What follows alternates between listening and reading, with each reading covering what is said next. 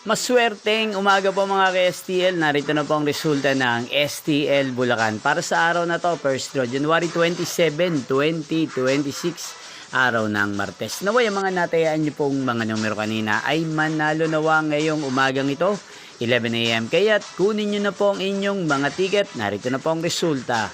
Ang mga numerong nanalo sa STL Bulacan ngayong umagang ito, January 27, 2026, 11 AM. First draw result, 34 at 16 in exact order.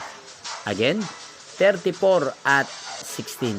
At ngayong umagang ito sa STL Bulacan, atin pong i-shoutout si Kuya Tommy ng Bulacan na nanonood po ngayon sa channel ito. Shoutout po sa inyo, Kuya Tommy. Sana po ay nasa maayos kayong kalagayan.